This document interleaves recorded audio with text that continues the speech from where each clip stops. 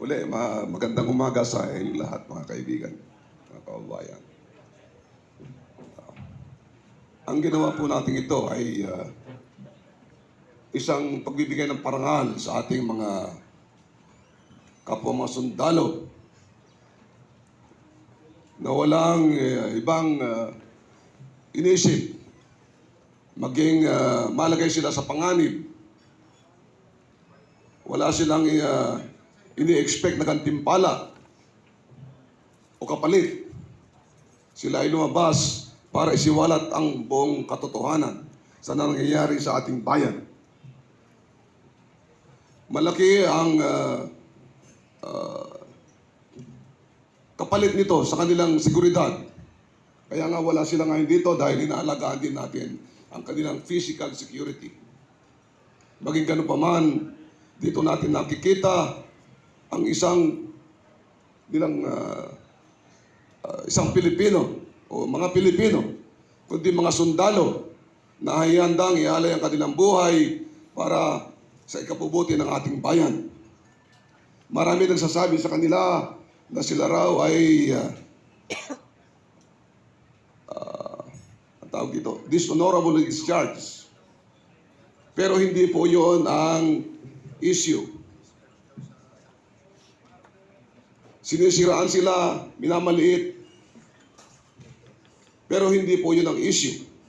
Ang issue po ay ang pagnanakaw ng ating mga politiko, ang mga leaders natin na ating pinagkatiwalaan. Kaya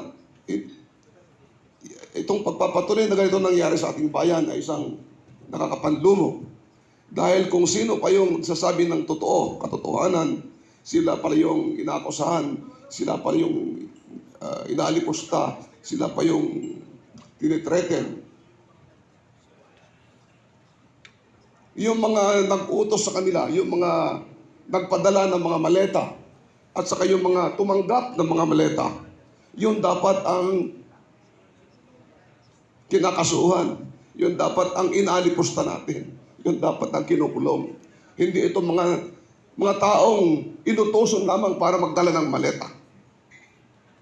Kaya ang United People's Initiative, ang ating alliance sa ating mga iba-ibang grupo na allied sa United People's Initiative, ang Philippine Alliance for National Accountability, at marami pang iba, ay nagkaisa para bigyan ng parangal ang ating mga magigiting na mga sundalong ito. So unfortunately, sabi ko nga po, wala sila dito ngayon. Maging ganun pa man, ang maraming mga retired, hindi lamang sa armed forces, hindi lamang mga sundaluhan, pati na ating kapulisan, pati na yung ating mga Coast Guard, yung ating mga BJMP, yung Bureau of Fire Protection, yung ating mga kaibigan, mga Muslim warriors, brothers from the Bangsamoro, ang ating mga kaibigan at kapatid na Muslim from the Moro National Liberation Front of MNLF, at saka yung mga Moro Islamic Liberation Front, kung saan sila mismo ay nagpakita ng pagkilala, pagpaparangal dito sa mga sundalong mga naglahad nito mga kalokohan sa ating bayan. So muli mga kababayan, maraming salamat sa inyo at pagdating. At i-announce na lang po natin kung kailan po natin gaganapin yung aktual na nandito sila. Meron ditong representative ng ating Bangsamoro, Dato Alan, baka pwedeng magbigay ng konting pananalita ng ating kaibigan sa Bangsamoro. Yan lamang po. Thank you. Good morning. Dato. Please.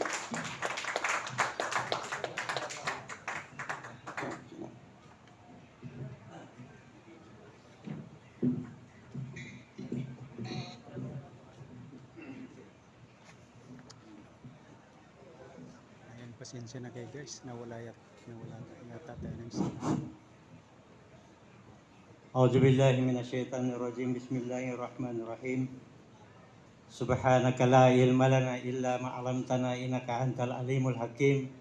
Wa ba'd. Assalamualaikum warahmatullahi taala wabarakatuh. Ah, ako po ay magpapasalamat sa pagtipon-tipon nito.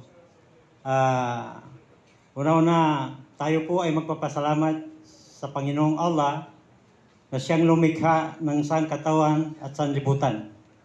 Tayo po ay magpapasalamat sa mahal ng Allah na binigyan tayo ng pagkakataon na magtipon-tipon sa araw na ito upang ipahayag ang karapatan ng bawat mamamayan. Ako po, si Dato Moro, na sa MILF ako, Bangsamoro. Pero naging presidente rin ako ng batch training ng Army Reserve. Presidente ako ng batch namin. Sa kasalukuyan, presidente ako ng homeowners dito sa Taytay Rizal. So, kami na magkakasama, hindi po kami imbitado dito. Kusa kami nagpakita ng suporta upang suportahan natin yung 18 na Marines na sila po ang magiging susi ng kapayapaan ng bawat mamayan. Kaya protektahan natin ang 18 Marines na yan dahil sila po ang magiging susi natin upang ipagtanggol ang karapatan ng bawat mamayan. Ayun lang po. Maraming salamat. Maraming salamat, Dato. Assalamualaikum warahmatullahi wabarakatuh. Bibigyan natin pagkakataon na magbigay sa atin ng pahayag General Carlos Kita. Sir.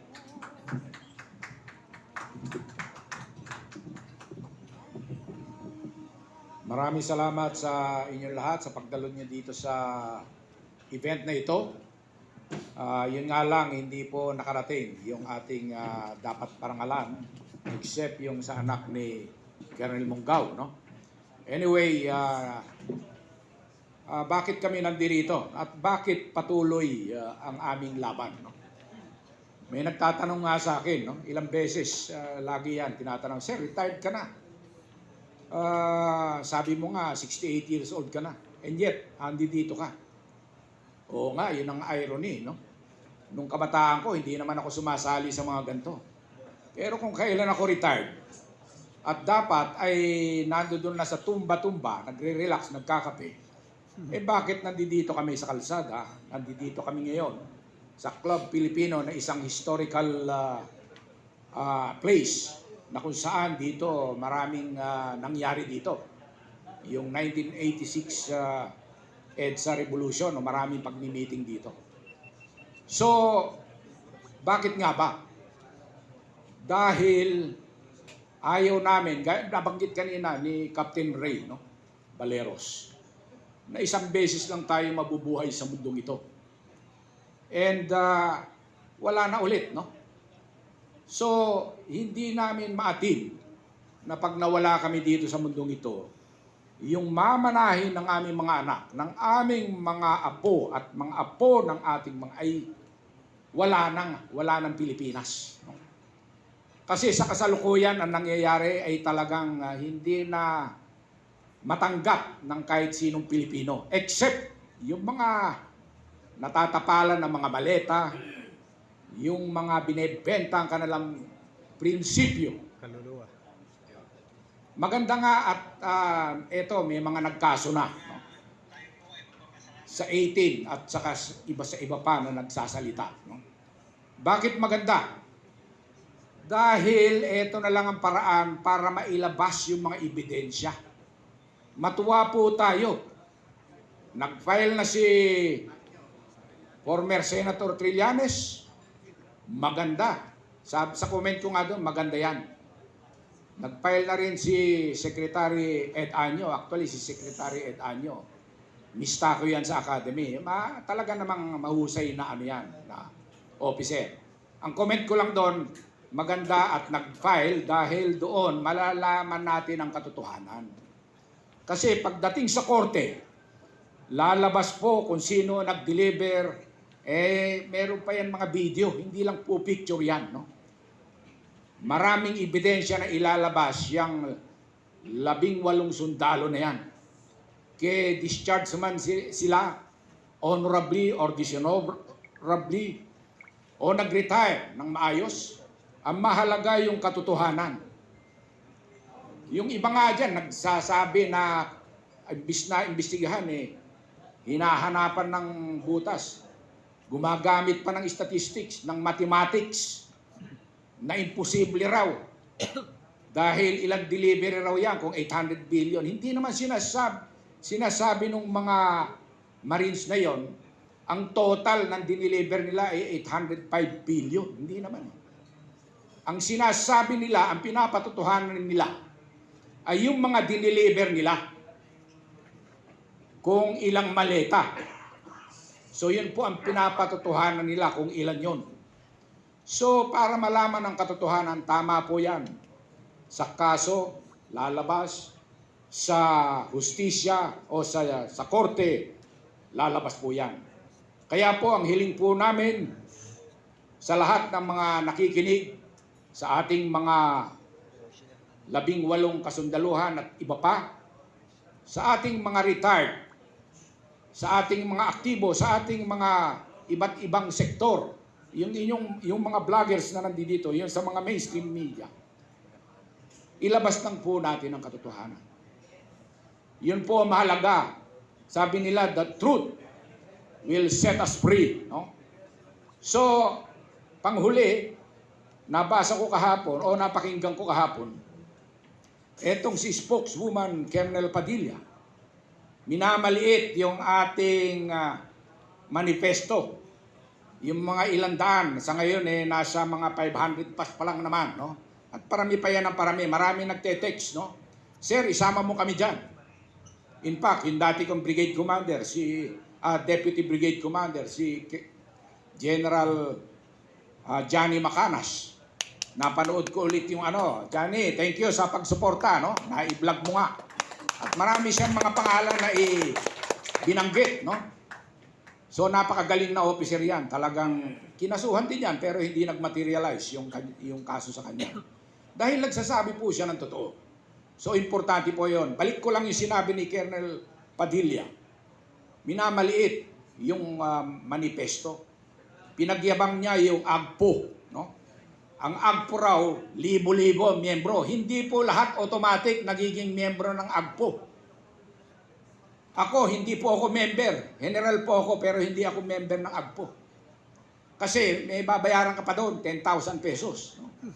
Pero ang hamon ko sa kanya, sabi ko, yung pumirma sa AGPO, mga opisyal yan ng AGPO. Pero subukin mong papirmahin yung membro niyan, yung libo-libong member ng AGPO, na sumusuporta sila sa administrasyong ito na alam na kurap. Ewan ko kung may pipirma dyan. Yun lang, mag-stick tayo sa katotohanan. Marami po salamat. Maraming salamat, General Caloy